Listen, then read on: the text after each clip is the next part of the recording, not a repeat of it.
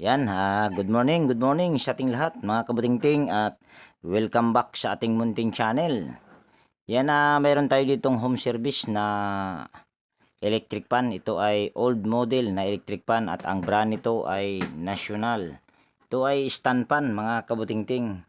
At kung nakikita nyo ay medyo hindi nakagandahan yung kanyang hitsura. Pero ito ay hindi mo pwedeng kumpara sa mga bagong labas ngayon dahil ito ay napakatibay kung para sa akin ha. Yan, ang problema nito ay umuugong lang. At bago ko ito umpisahan mga kabutingting ay disclaimer lang. Lahat po ng video na ina-upload ko sa aking YouTube channel ay based lang po sa aking experience at hindi ako dito nagmamagaling. So ito ay ating ibababa lang at para dito natin sa baba ito titirahin. So yan mga kabutingting, naibaba ko na. So sunod lang natin gagawin nito ay putulin lang muna natin itong cable tie. At saka natin isaksak para marinig nyo na ito ay umuugong lang. Pero kung nakikita nyo ay napakalambot. Yan o. Napakalambot ikutin. Yun nga lang ito ay yan kung nakikita nyo. Umaalog. Pwede natin tong paandarin. Saksak lang natin dito yung power cord. Tapos pakinggan nyo kung may maririnig ba kayo na umuugong lang talaga. Switch ko lang dito yung number 1. Yan kung naririnig nyo. Yan ay naka number 1 na. Number 2. Number 3 ayun umiikot. Gumalaw. Yun nga lang ay hindi naka ikot talaga ng yung umiikot talaga yung ilise. Kasi ang pinaka problema nito mga kabutingting ay yung bushing at medyo matagal-tagal na rin itong pinahanapan sa akin ni Sir. Kaso ay matagal din ako nakahanap ng pesa dahil ito kasi ay ewan ko lang kung phase out dahil ang sabi noon sa binilhan ko ng pesa nito ay phase out na talaga. So naghanap ako ng bushing sa junk shop at matagal bago nakahanap. So ito ay ating baklasin. So dito mga kabutingting ay pinas forward ko dito sa pagtanggal ng mga tornilyo sa cover sa motor para kahit papano ito ay umiksi-iksi. Yan naman ay napakadali lang. At sunod na ginawa ko dyan ay pinagpagan ko muna dahil napakadumi. At sunod naman ay tinanggal ko lang yung tornilyo sa kanyang swing arm at niluwagan ko naman yung isang tornilyo dyan sa liig para yan ay mahugot. At sunod na ginawa ko dyan ay pinunuasan ko muna yan. Dahil punong-puno sa used oil sa may-ari. Tingin ko binuhusan yata sa may-ari ng used oil dahil para umikot ba. Dahil baka inakala ni may-ari, ni customer ay madala pa sa langis. At sunod na ginawa ko dyan ay tinanggal ko lang yung 4 na tornilyo dyan sa pinaka motor niya. Yan. Tanggal na yung 4 na tornilyo. Putulin lang natin itong cable tie sa kapasitor. Okay. Tapos kumuha lang tayo ng flat screw. Kung nakikita nyo yan, mayroon siyang ayan oh. So ganyan lang. Ito ay inayos ko na rin ito dati mga kabutingting. Ang problema naman ito dati ay thermal fuse lang. Kung sa baga ito ay nakarekta na. Ewan ko lang ako nga ba ang nag-ayos nito. Mukhang dilaw kasi yung ano niya Tingin ko ay hindi ako nag-ayos nito dahil hindi pag ganito kasi hindi ako gumagamit nito. Yan, kukuha lang muna ako ng cable tie at itatali lang natin yung fuse. Yan, bali ito yung cable tie natin. So tatali lang muna natin ito. Ito, pwedeng ang problema nito ay bushing sa pangharap lang kasi yung shafting niya kasi dito sa likod ay halos wala pang gasgas at napakakinis pa. So pwedeng ang problema nito ay bushing sa harap. At tingin ko ay pinaliguan ito ni Sir ng langis yung used oil dahil talagang basang-basa. Yan. Dito, maraming gasgas dito sa harap. Yan, oh. Pag kitang-kita, gaganunin mo sa kuko ay talagang napakaraming gasgas. Hindi katulad dito sa likod. So, yan. Bali, magpapalit muna tayo ng bushing. Kung sa baga, ito ay didiskartihan na lang natin yan mamaya. Yan, gamit lang tayo ng kutsilyo. Tapos, iangat lang natin yung 4 na clip.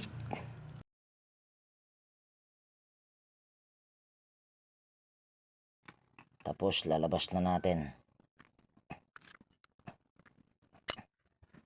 So ito yung bushing niya.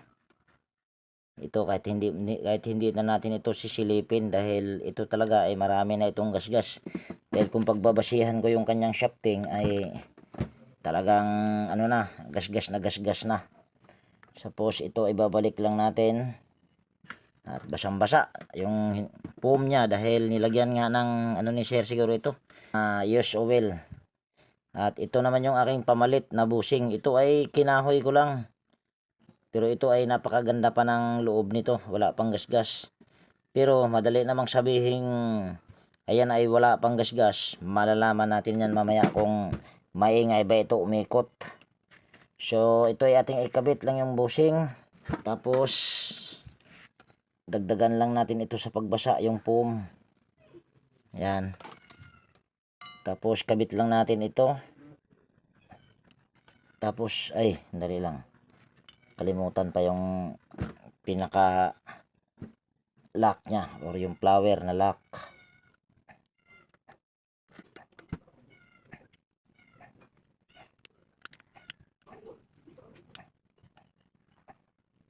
Ayan. Tapos kuha lang tayo ng gamit lang tayo ng ganito para hindi tayo mahirapan sa pag lock sa mga nakaklip. So baga DIY tayo. Yan. Maiksi ah. Yan. Okay na yan. Kahit maiksi. Kuha lang tayong plies. Yan. Tapos ikot lang natin itong nut. Ayan. Okay na yan. Okay na. Pwede na natin itong itupi. Yan. Itong lock nya medyo mahirap na to hanapin sa ngayon mga kabutingting dahil ito nga ay ano na ito, parang fish out na yata. Yan, tanggalin lang natin yung nut. So ayan na, walang kahirap-hirap sa pag ano, pagbalik or pag replace sa bushing. Sunod gagawin natin nito dahil ito talaga sira ang shafting nito pero wala akong makuhang shafting dahil ito ay nakita ko lang sa junk shop na ito ay wala nang ihi ba, kung sa baga bushing lang talaga yung nakita ko. So ang gagawin na natin dyan ay lilihaan natin ito. At mayroon pa akong pagkatapos lilihain ay mayroon akong gagawin dyan para yung bushing nya ay lilihis dito sa maraming gasgas. So yan, kukuha lang ako ng liha at siguro yung pagliha pala nito hindi ko na ipapakita. Basta yung pagliha nito ay paganyan, hindi paganyan kasi kung paganyan lalo lang lalalim yung kanyang groove. So ayan mga kabutingting, naliha ko na. At kung nakikita nyo, napakaraming gasgas talaga. Ayan, oh. Yan. So dito ay wala na talaga akong magagawa nito dahil napakarami ng gasgas at wala namang pamalit na shafting dahil wala, ano na nga ito, phase out na nga sabi doon sa aking ginawaan o sa aking binilhan. So ito ating ibabalik lang yung mamaya na pala. Yan. Bali, ito yung nakalagay dito, yung C-clip.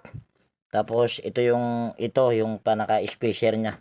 So gagawin lang natin dyan ay, ayan, mag-DIY lang tayo. Lagay muna natin yan dyan at lilinisan muna natin ito. Yan. Kasya naman yata itong C-clip dito. Kasya. So pwede na natin to ibalik itong C-clip. Okay, nabalik na. Tapos kung napapansin nyo mga kabutingting, yung kanyang washer ay napakakapal. Yan o. Yan o, napakakapal. So gagawin lang natin dyan, papalitan natin ng manipis. Ayan, manipis lang yan. Ayan o, manipis na. Ayan, kung napapansin nyo, yung pinaka maraming gasgas ay nandito lang. Yung dito banda, yan na sa aking kuko, makainis. So gagawin lang natin dyan, itong ibang washer, ito hindi na natin to ibabalik. Ang gagawin lang natin dyan ay magdadagdag tayo ng washer dito sa pinakalikod. Kung sa bagay, ililipat lang natin yung washer na yan, pero hindi na ganyan kakapal. So ito, yan.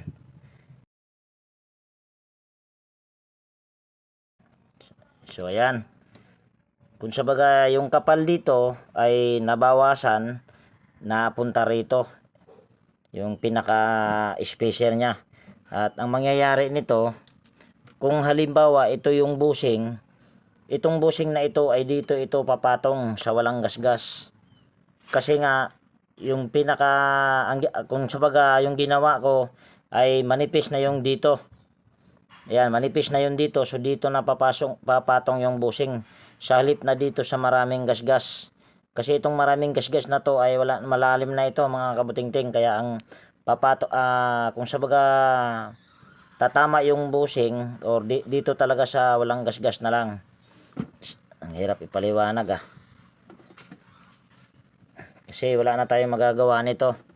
So ang susunod natin gagawin nito, ito wala na to, hindi na ito pwede nang ibalik.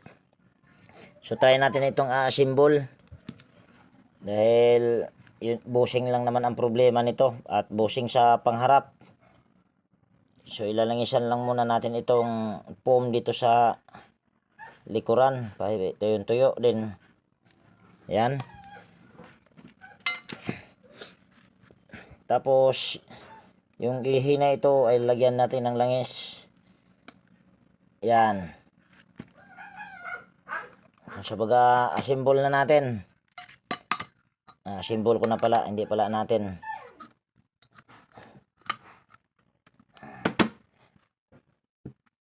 Tingnan natin. Mukhang kulang pa. Napakalaki ng ano niya. Ganyan no? Ayan no? Laki ng space. So gagawin lang natin dyan ay magdadagdag lang tayo ng spacer sa likod. Nagdadagdag tayo ng spacer sa likod.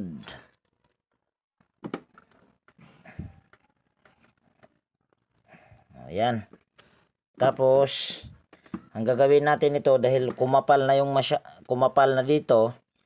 Ito kasi kailangan kasi ito yung nasa aking kuko.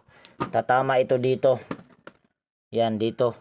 Diyan magiging tapat yan diyan. Kung sa baga dito ko na lang itinuro sa halip dito sa loob. Yan dito kasi yan tatama oh, yan sa pinakakanto nitong stator.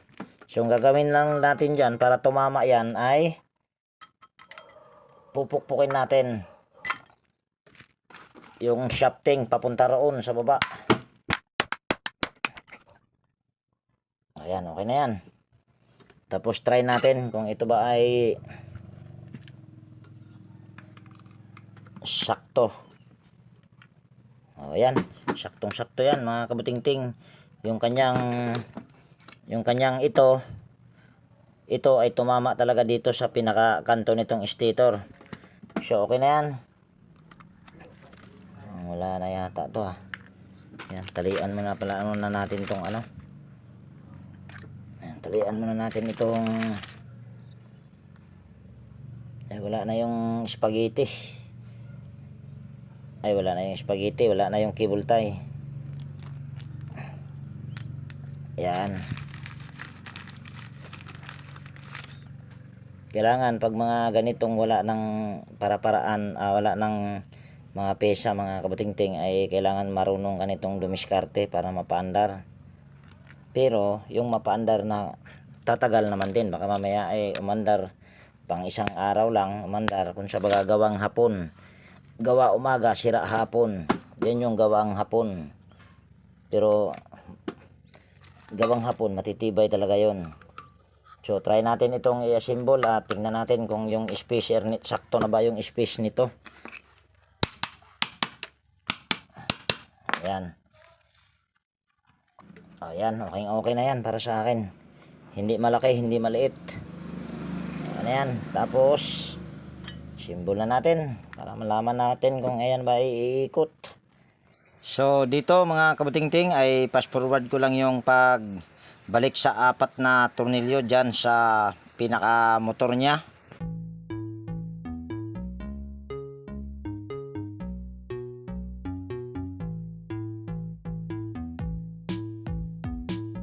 Ayan. Tapos balik na natin itong pinaka stopper ng ilisi.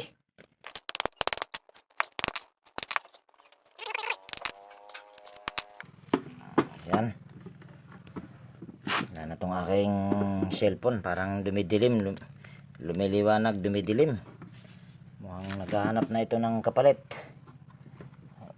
Ayan, try natin itong paandarin. At lalagyan muna natin ito ng tali para makita nyo kung ayan ba ay iikot na. Ayan, bali-talian lang natin. Ayan. Ayan, nakikita naman kung umiikot. Ayan o.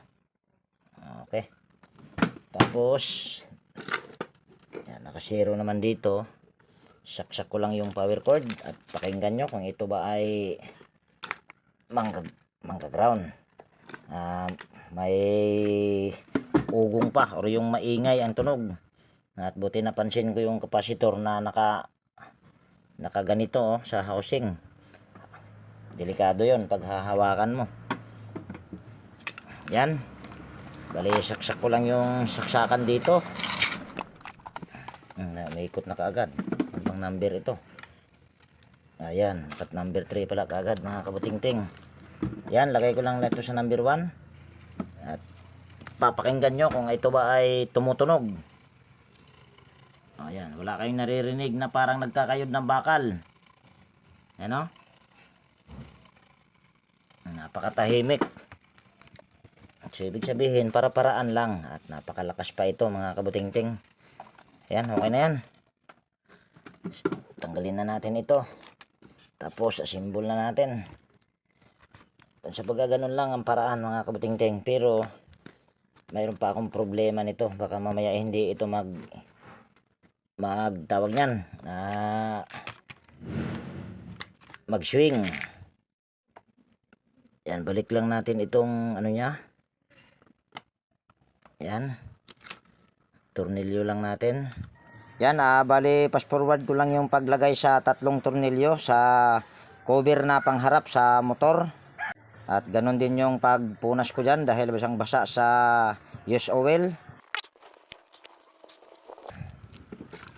Yan. Tapos salpak natin. Tapos ito ay higpitan natin. Tapos tornilyo lang natin yung swing arm. Ayan. Tapos try natin ito kung ito ba ay mag-swing.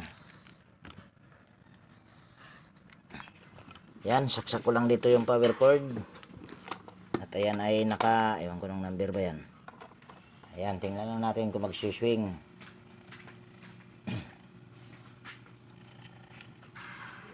Ayan, nagsiswing pa pala ito mga kabutingting. Pero ito naman ay nagsiswing. Pero gagawin lang natin dyan ay dahil ito naman ay nagsiswing para siguradong tumagal ito sa pagsiswing. Dahil yung pinyo nito ay ano na, medyo ano na yung pinyo nito. Napakita ko lang sa inyo mamaya kung ano yung sinasabi kong pinyon. Yan ito yung pinyon, yan ito. So ito yung kadugtong niya. Kung sa baga kung nakikita nyo dapat ay nakaganyan yan Pero yan kung nakikita nyo ay yan napaka ayaw mag-post yan o, kung nakikita nyo ay napakalayo. So gagawin lang natin dyan, para ayan ay maglapat, tanggalin muna natin ito. Ayan, kung sabaga itong tornilyo na ito ay ang paluwag nito ay yun yung pahigpit, yung pahigpit naman ito yun yung paluwag. So gagawin lang natin dyan ay ganito lang. Yan, yan, pukpukin mo lang ito dito, gamit ka lang ng flat screw. Yan, dito sa bandang gitna. O, tapos ganyan. Tapos try natin kung ayan ba ay maglalapat na siya. Ayan, kung nakikita nyo, kahit ganituhin mo dito, ayan o, nakaganyan. Yan, ay kita nyo, ayan, naglalapat na yung kanyang dalawang, yung ngipin nito tsaka yung ngipin sa pinyon. Pero try, ano pa natin, dagdagan pa natin sa pagpukpok para lapat na lapat. Ayan, pwede na yan. Tapos tignan natin. Pero ito naman ay nagsuswing naman to mga kabuting-ting, kung sa baga inayos lang natin para hindi siya, kung sa baga tatagal sa pag-swing ba. Ayan.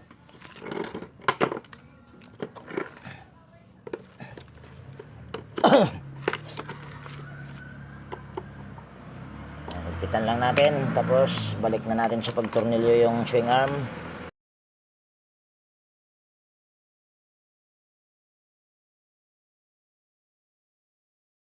Ayan.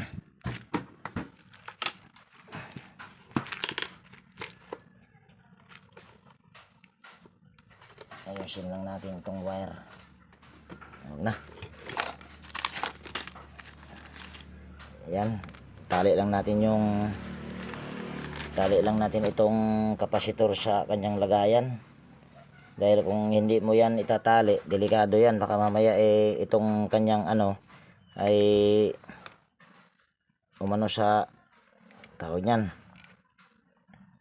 baka dumikit sa housing yung kanyang yan, dugtungan sa kapasitor.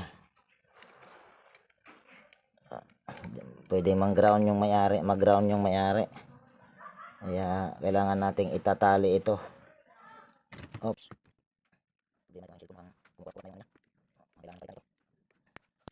Ayan. Tapos ito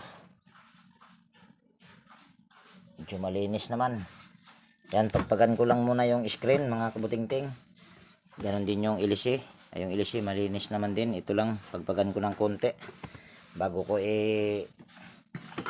lagay dito. So yan, bali nalinis ko na yung screen mga kabuting-ting. So ito ay ating kakabit na. Kabit din natin ito ilisi. Tapos takpan lang natin ito dahil wala naman tong ring na. So tatalian lang natin ito ng cable tie. Kung wala naman kayong cable tie na panali, kahit straw pwede naman. Yan, to ilagyan lang natin ng cable tie. Mura lang naman tong cable tie mga kabuting-ting. Sa amin ay 15 pesos sa Novo. Ewan ko kung 15 nga ba, kalimutan ko. Mukhang 15 nga lang. Ewan ko kung ilang piraso itong laman sa yan, 50 pesos, 50 pieces, 15 pesos.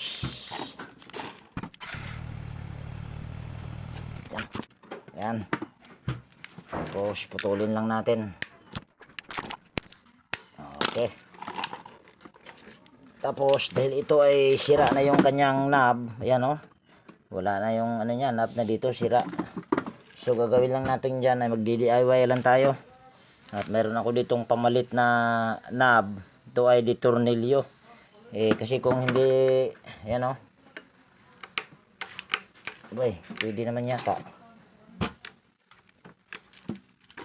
Kahit wag, okay na ito.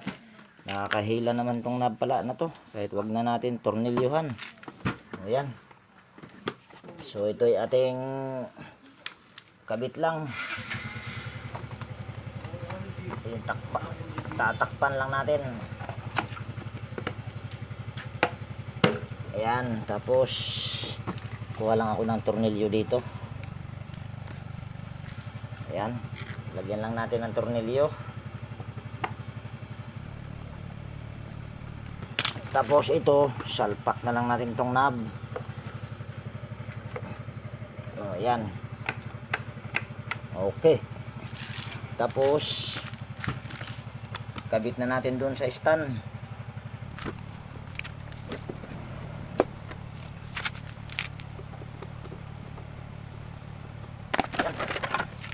Pagpagan muna natin, napakadumi oh.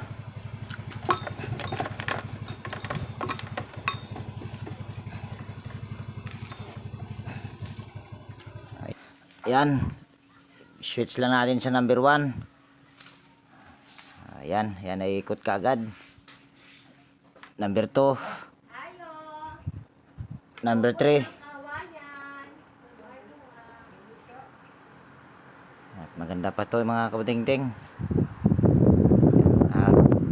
Kanina ay pinandar ko siya ng walang ilisi, walang ingay, parang walang nagkakayod ng bakal. So ito magkaiba yun. Ito may ilisi na. Lagay lang natin dito yung ano, camera dito sa motor. At pakinggan nyo kung mayroon ba kayong naririnig na yung parang nagkakayod ng bakal. Di ba? Wala. So ibig sabihin, ayan ay okay na yan. So ayan, dito ko natapusin yung video natin. Yan, at kung nagustuhan itong video na to mga kabuting-ting, at kung mayroon ka ditong tutunan, pwede bang palike at pakishare. At higit sa lahat, kung bago ka na napadpad dito sa aking munting channel, pwede bang hilingin ko yung inyong pag-subscribe at pakipindot na rin yung notification bell at ilagay sa all para ma-notify ka pag mayroon akong mga bagong i-upload na video. So ayan, laging nag-iwan sa inyo ng ingat tayo palagi at God bless po sa ating lahat mga kabuting-ting. Yan, bye bye na po. Ma'am, okay na to ma'am.